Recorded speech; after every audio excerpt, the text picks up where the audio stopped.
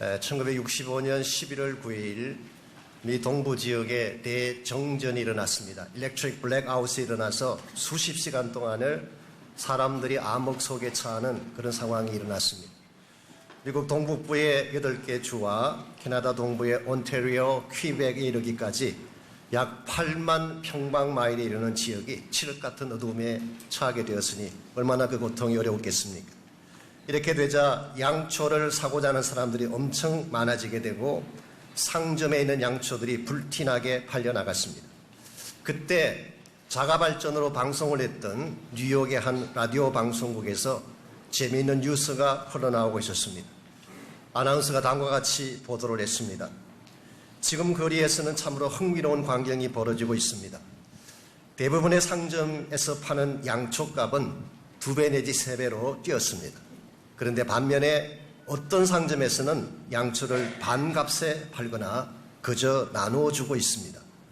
전자는 다른 사람의 불행을 자기 이익의 기회로 삼는 이기주의자들이라고 말한다면, 후자는 이 어두운 세상을 자신의 희생으로 밝혀보려고 하는 빛의 사람들입니다. 그리고 아나운서가 이런 질문을 마지막에 던집니다. 당신이라면 이와 같은 때에 어느 쪽을 택하시겠습니까? 참으로 의미심장한 질문이 아닐 수가 없습니다.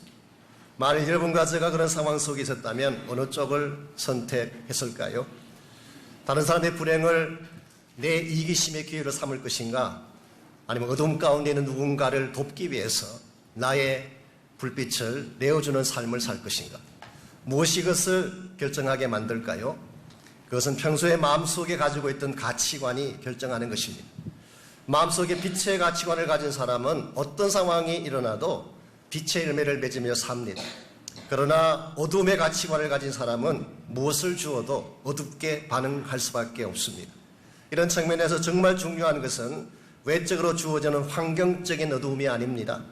전기가 나가고 정전이 되는 것이 진정한 차원의 흑암이 아니라 우리 마음속에 스며들고 있는 죄악의 어두움, 탐욕과 이기심의 어두움이 더 무섭고 심각한 문제인 것입니다. 우리의 마음속에는 이와 같은 이기심의 암흑 같은 마음들을 제거하지 아니하면 아무리 좋은 환경 속에 살고 좋은 계획을 가진다고 할지라도 우리는 빛난 삶의 열매를 맺어갈 수가 없습니다. 사실 여러분과 저는 빛 대신 예수 그리스도를 따르는 사람들이기 때문에 빛의 자녀라고 불러야 되지 않겠습니까? 그렇다면 마땅히 빛의 마음을 품고 빛의 은혜를 맺으며 살아가야 하는데 우리의 현실은 그렇지 않을 때가 참으로 많은 듯합니다. 어둠의 사람인지 빛의 사람인지 구별이 가지 않습니다. 참 예수의 제자인지 구경꾼인지 분별하지 못할 때가 많습니다. 왜 이와 같은 현상이 우리 크리스찬 삶 속에 주어지는 것일까요? 세상이 너무 악하고 어두운 탓도 있겠지만 진짜 중요한 이유는 우리 심령 속에 깊이 새겨져야 될 빛의 자질이 결여되어 있기 때문에 그런 것입니다. 언젠가 달라스 윌라드가 지적한 것처럼 우리 현대 그리스도는 무늬만 그럴듯한 에드벌론 크리스찬들, 에드벌론이라고 하는 것은 풍선을 높이 띄워서 광고하는 것을 말하는 것이죠. 광고 문화는 요란하고 화려한데 실상 그 속은 텅 비어있는 그리스도의 삶, 이와 같은 것이 오늘 여러분과 저의 영적 현주소이기 때문에 빛을 받았음에도 불구하고 빛의 자매로 살지 못하고 소금임에도 불구하고 맛을 잃은 채 살아가고 있는 것입니다. 그러므로 우리가 어떻게 하면 이와 같이 잘못되고 수치스러운 크리스찬의 오명을 벗어버리고 참 예수의 제자가 되어서 빛의 자녀답게 사는 것을 우리는 회복해야 됩니다. 우리가 어떻게 하면은 어두운 세상 가운데 살고 있지만, 캄캄한 밤의 현실 가운데 살고 있지만 참 빛을 담고 사는 하나님의 백성답게 빛의 영광을 위해 달려갈 수가 있을까요?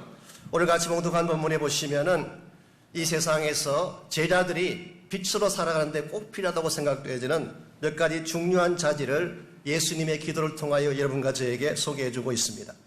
오늘 이 본문의 말씀 요한복음 17장은 지난주에도 말씀드린 것처럼 예수님의 겟세마네에서 올려드린 중보 기도입니다. 크게 3가지를 기도했다고 했죠. 예수님 자신을 위해서 기도하셨고, 제자들을 위해서 기도하셨고, 마지막 부분에서는 세상을 위해 기도하셨습니다.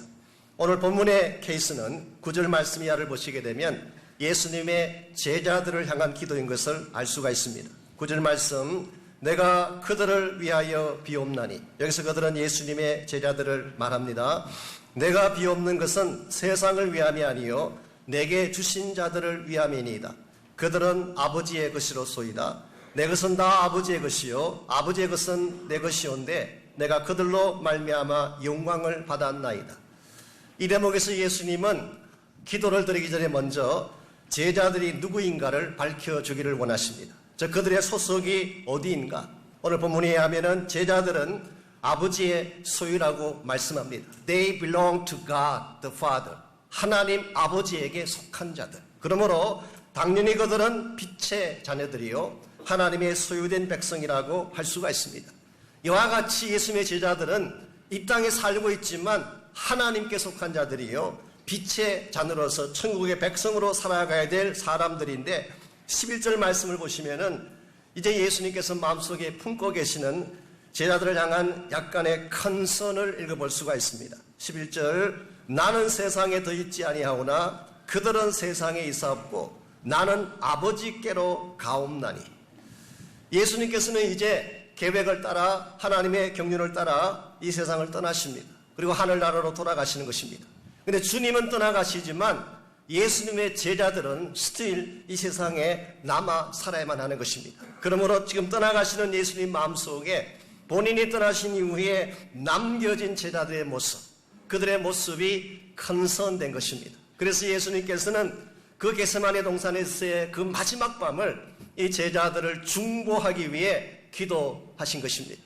앞에서도 몇 차례 말씀을 드린 것처럼 세상은 제자들에 대해서 결코 우호적이지 않습니다. 아니 미워하고 그들을 축출하기를 원했습니다. 마치 예수님을 미워하고 적대시했던 것처럼 예수님을 따르는 제자들을 당연히 미워하고 제거하기를 원했던 것입니다. 그러므로 이제 주님이 떠나고 나면 어떤 핍박이 그들에게 찾아올지 어떤 미혹이 그들을 넘어뜨릴지 알 수 없는 상황이었어요. 더구나 우리가 알고 있는 바처럼 제자들은 아직 미숙했습니다. 능력도 연약했습니다.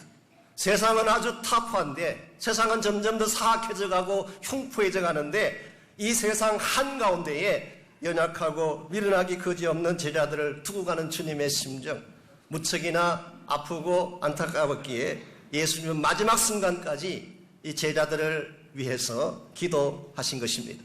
한 가지 참으로 감사한 것은 제자들이 아무리 미련하고 연약할지라도 중보 기도하시는 주님이 계신다는 것은 큰 위로가 아닐 수가 없습니다.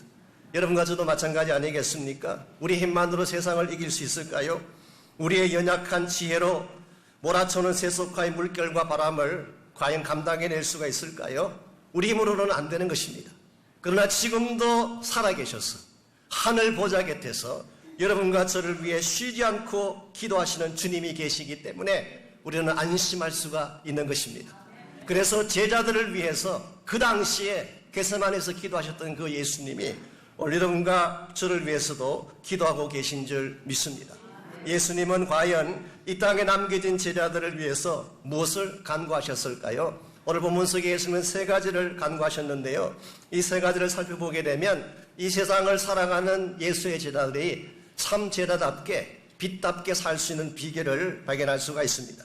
여러분과 제가 어두운 세상 속에서 참으로 예수의 사람들답게 살아가려면 첫 번째로 필요한 것이 보호의 날개입니다. 하나님의 보호하심의 손길이 우리에게 필요한 것입니다. 11절 볼까요? 예수님께서 제자들을 위해 기도했던 첫 번째 간구가 11절 하반부에 기록이 되어 있습니다. 거룩하신 아버지여 내게 주신 아버지의 이름으로 그들을 보존하사 우리와 같이 그들도 하나가 되게 하옵소서. 여기서 예수님은 제자들을 보존해 주십시오 그렇게 기도를 합니다. 여기서 보존한다는 말의 뜻은 헬라말 테레어라는 단어인데 이것은 제거시킨다는 뜻이 아닙니다. 제자들을 세상에서 없애는 것, 움직이는 것이 아니라 세상에 그대로 두지만 가을하신다, 지키신다, 보호하신다 그런 뜻입니다. 제자들이 환난을 겪을 것입니다. 비바람을 맞을 것입니다. 그럴지라도 하나님이 그들을 보호하시겠다는 약속의 말씀이에요. 비유컨대 그 옛날 이스라엘 백성이 애굽 생활을 할 때에 하나님이 재앙을 내리지 않습니까? 이집트 전역에 10가지 재앙을 내리셨어요. 그런데 재앙은 쏟아졌지만 이스라엘 백성이 기거하던 고센 땅은 하나님이 보호해 주셨어요. 동일한 내용을 오늘 주님께서 말씀하신 것입니다. 그러므로 이 땅에 남아있는 예수님의 제자들은 그들의 힘만으로 살 수 없기 때문에 고난이 찾아왔을 때, 핍박이 찾아왔을 때에 하나님이 그들을 덮으심으로 보호해 주실 것을 기도한 것입니다. 그렇다면 어떻게 제자들을 보호할 수가 있었을까요? 두 가지 채널을 오늘 본문이 소개합니다. 첫 번째가 아버지의 이름으로 그들을 보호해달라고 기도하셨습니다. 아시는 대로 하나님의 이름은 놀라운 권세입니다. 그 거룩하신 이름이 우리의 삶을 덮게 되면 누구도 건드릴 수가 없는 것입니다. 이 세상에 어느 누구도 하나님을 대적할 만큼 파워풀한 존재는 없기 때문에, 그래서 잠언 18장 10절은 이렇게 기록합니다. 여호와의 이름은 견고한 망대라, 의인은 그리로 달려가서 안전함을 얻느니라. 위기가 왔을 때, 고난이 찾아왔을 때에 성도들은 어디로 가서 안전함을 얻느냐? 망대 대신 여호와의 이름 안으로 들어가서, 여호와의 이름은 우리를 지키는 보호막이 되는 것입니다. 출애굽기 19장 4절은 이스라엘 백성을 애굽에서 하나님이 인도해내신 것을 이렇게 묘사하고 있습니다. 독수리 날개로 너희를 업어 내게로 인도하였다.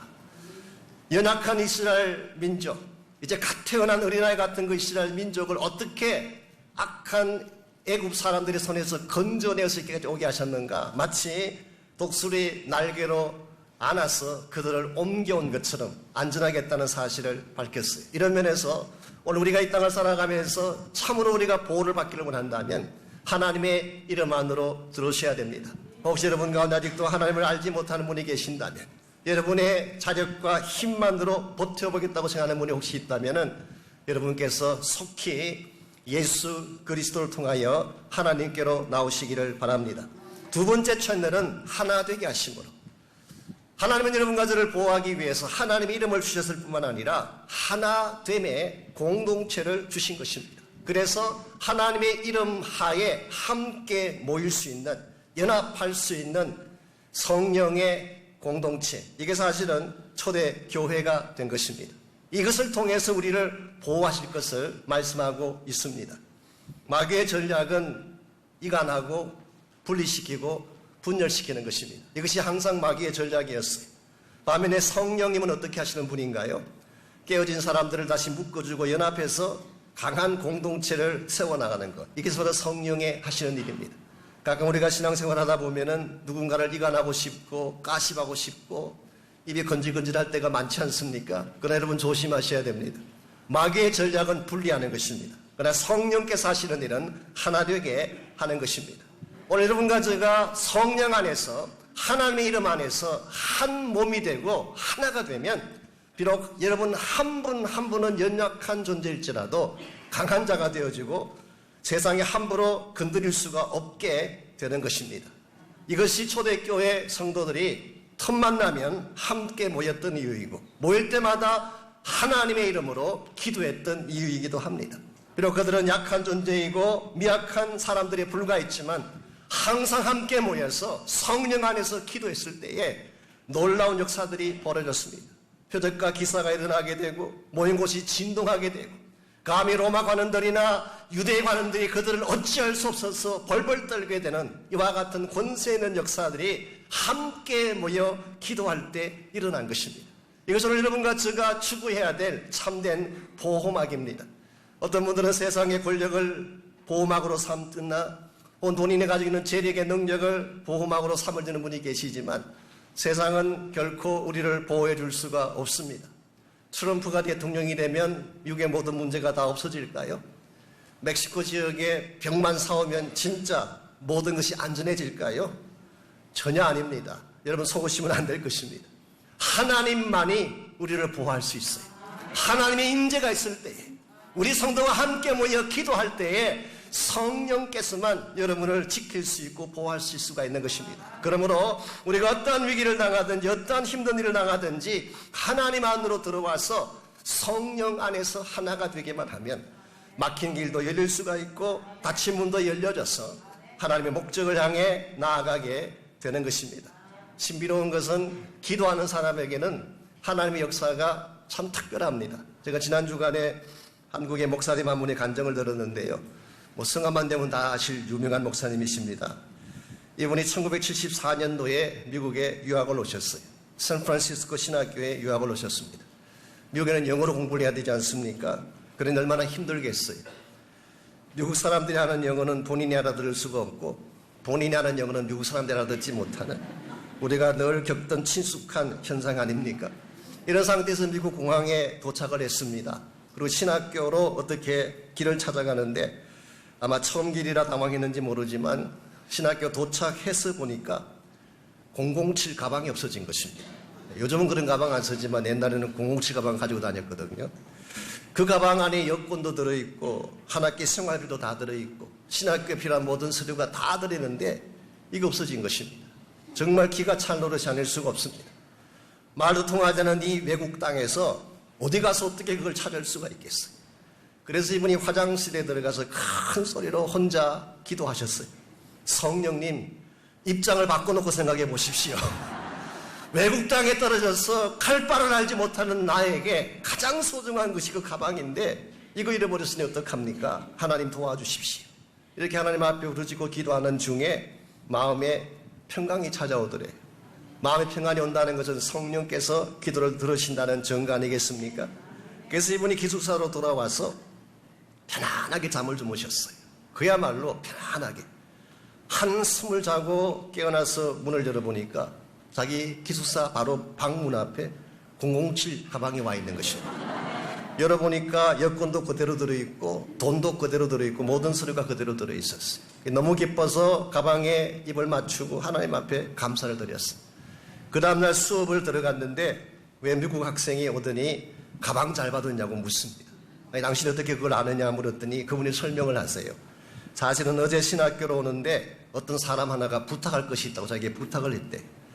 전화 박스를 갔더니 007 가방이 하나 있는데 그걸 열어보니까 여권이 있고 돈이 있고 신학교 서류가 있고 거기는 이름과 모든 것이 다 들어있는데 본인은 바빠서 지금 신학교까지 갈 시간이 없으니까 당신이 대신 좀 갖다 주지 않겠는가. 그래서 그 신학생이 신학교 사무실에 가서 그 이름을 대고 그 방 번호를 받은 후에 방문 앞에 가서 문을 두드렸어요. 근데 아무리 두드려도 대답이 없더래. 주무시고 계셨으니까. 푹 자고 계셨으니까. 그래서 그냥 그 방 앞에 그 가방을 놓고 왔노라. 그래서 그 목사님이 되물었습니다. 당신이 그 가방을 받아왔던 시간이 몇 시였느냐 물었더니 정확하게 기도 응답을 확신한 그 시간이더래요. 여러분 이것이 우연일까요? 전화 박스에서 누가 가방을 주운 것, 그 안에 있는 거 하나도 손대지 아니하고 다른 신학에게 부탁한 것, 그리고 신학생이 바로 자기의 기숙사 문 앞까지 가방을 갖다 놓은 이것이 과연 우연히 일어난 사건일까요? 결코 아닙니다. 하나님이 하신 거예요. 우리 인간은 길을 잃을 수 있습니다. 내 삶의 방향을 찾지 못할 때가 있어요. 우리는 헤매일지 모르지만 하나님은 헤매이지 않습니다. 우리가 어떤 상황에 있든지 어떤 형편에 있든지 어떻게 하면 나를 도울지를 잘 아시고 시험당할 즈음에 찾아오셔서 피할 길을 내시고 삶의 응답을 허락해 주시는 것입니다. 그러므로 여러분과 저의 삶이 하나님 안으로 들어왔을 때에 안전한 줄 믿습니다. 하나님과 함께 동행하고 그분의 능력과 기도 가운데서 하나님을 바라보게 될 때에 아무리 세상이 험악하고 우리를 공격해도 악한 세태 가운데서도 빛난 하나님의 백성답게 밝고 건강하게 살아갈 수가 있습니다. 이와 같이 우리가 이 땅 가운데서 바르게 살아가려면 1차적으로는 하나님의 보호가 필요합니다. 두 번째로 필요한 것은 말씀의 무장입니다. 14절에서 17절까지를 보시면 예수님께서 기도하신 두 번째 간구의 내용이 나옵니다. 17절을 제가 먼저 읽습니다. 그들을 진리로 거룩하게 하옵소서. 아버지의 말씀은 진리니이다. 예수님께서는 제자들이 아버지의 말씀으로 거룩하게 해달라 그렇게 간구를 합니다. 이 말씀으로 하나님의 말씀으로 제자들을 무장시켜 주십시오. 그런 내용입니다. 우리가 이미 알고 있는 바처럼 오늘 14절에도 나와 있지만 우리가 이미 알고 있는 것처럼 예수님은 지난 3년 동안 제자들을 말씀으로 가르치셨습니다. 그런데 아무리 많은 양의 말씀을 듣고 배우고 인포메이션을 축적한다고 하더라도 그것만으로 우리 삶이 변하는 것은 아닙니다. 그것이 나의 말씀이 되어서 내 심령 가운데에 그것이 무장이 돼야 돼요. 그렇게 되지 아니하면 결코 내 삶에 거룩함의 역사가 일어날 수가 없는 것입니다. 무장한다고 하는 것은 내 심령 한가운데에 마치 무기처럼 늘 지니고 갖고 다니는 상태를 말합니다. 사도 바울은 에베소서 6장 17절에서 이것을 성령의 금이라고 불렀어요. 하나님 말씀은 성령의 금과 같은 것입니다. 그러므로 이 칼은 가지고 다니면서 사용할 때의 위력이 나타나는 것입니다. 자, 왜 예수님께서는 이 제자들을 위해 기도하실 때에 마지막 그 중요한 순간에 기도하시면서 이 제자들의 마음속에 말씀의 금인, 성령의 금인 하나님 말씀으로 그들을 무장시켜달라고 간구를 하셨을까요? 15절을 보시면 그 이유가 나와 있습니다. 15절 말씀, 내가 비옵는 것은 그들을 세상에서 데려가기를 위함이 아니요 다만 악에 빠지지 않게 보존하시기를 위함입니다. 악에 빠지지 않도록 보호하기 위해서. 여러분, 우리 인간의 마음이라는 것은 굉장히 연약합니다. 무엇이 내 마음을 장악하느냐에 따라서 삶의 열매가 결정되는 것입니다. 예를 들어 우리의 마음 중심에 탐욕이 있고 더러움이 꽉 차 있다면 어떤 열매를 맺을까요? 추악한 열매를 맺을 수밖에 없습니다. 한국의 정치가들이나 한국의 검사장 같은 그런 일을 할 수밖에 없어요. 우리 마음이 정오심이나 사악한 폭력의 마음이 가득 차 있다면 어떤 열매가 나올까요? 우리 모두가 알고 있는 IS 같은 그런 일을 할 수밖에 없어요. 지난 주간에도 프랑스의 한 교회에 들어가서 미사 중에 있는 나이 드신 신부님을 꿇어앉히고 목을 쳐주게. 이건 정말 천인공노할 상상조차 할 수 없는 잔혹한 행동을 하지 않았습니까? 어떻게 그것이 가능할까요? 그들 마음 중심부에 정오심과 사악한 마음이 있었기 때문에. 우리의 마음 중심부에 상처가 가득 차 있고 선뿌리가 내 마음을 장악하고 있게 되면 우울증에 걸리게 되고 마음이 고통 가운데 처하게 되고 때에 따라서는 목숨을 잃기도 하는 것입니다. 그런데 이와 같은 우리의 심령 가운데에 하나님의 말씀이 장악하게 되면 어떤 역사가 벌어질까요? 그때 비로소 생명이 살아나는 것입니다. 내 마음속의 기쁨과 확신이 회복되는 것입니다. 말씀이 나의 마음을 장악할 때에 거룩하게 되고 진실되게 되고 어디를 가든지 그리스도인답게 살 수 있는 능력을 갖게 되는 것입니다. 이런 측면에서 우리 삶을 결정하는 진정한 팩터는 환경이 아닙니다. 우리에게 주어진 여건이 아니에요. 우리가 사는 이민의 삶이 척박하기 때문에 내 삶의 열매가 척박한 것이 아니라 내 마음의 중심부에 진리의 말씀, 하나님의 말씀이 살아 움직이고 있다면 우리의 삶의 열매도 당연히 생명이 넘치는 열매가 될 수밖에 없어요.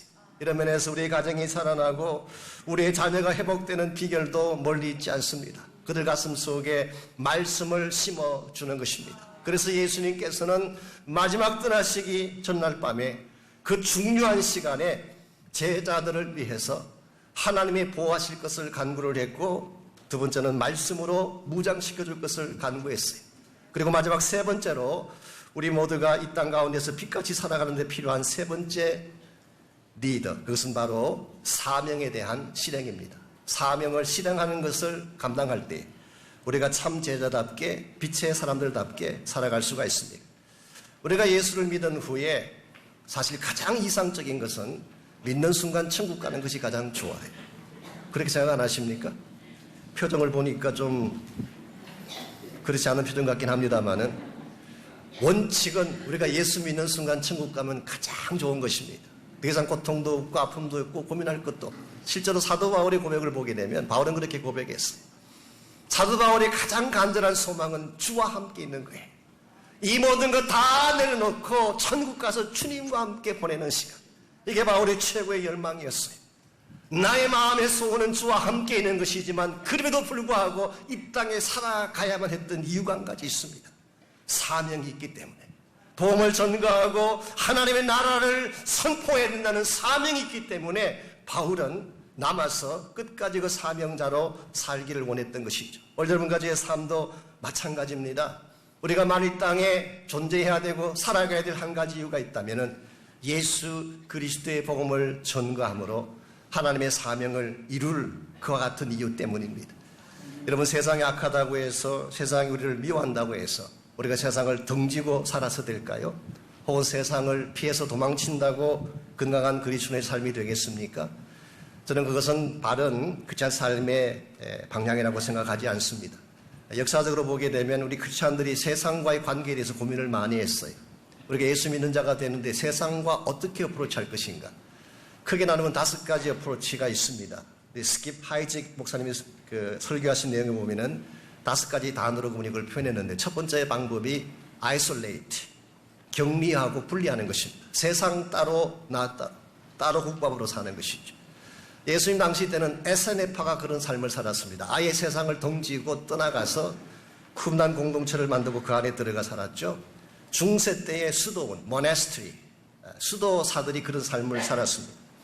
기록에 보면은 수도원에 들어가신 분들은 옷 한 벌밖에 없대요. 한 벌 옷을 가지고 목욕은 한 번도 하지 않습니다. 사람 만날 일이 없으니까. 얼마나 편안하겠어요. isolate, 이와 같은 삶이 과연 성경이 제시하고 있는 크리스천 라이프일까요?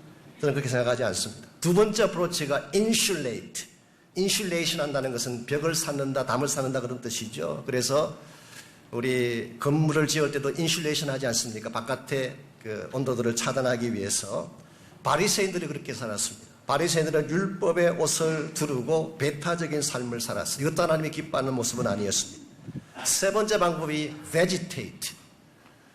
무의도식 하면서 소모적으로 사는 것입니다. 자신의 안위만 누리고 먹고 마시며 사는 삶. 사실 이와 같은 소모적인 삶을 추구하는 그리스도인들도 적잖아 많이 있습니다.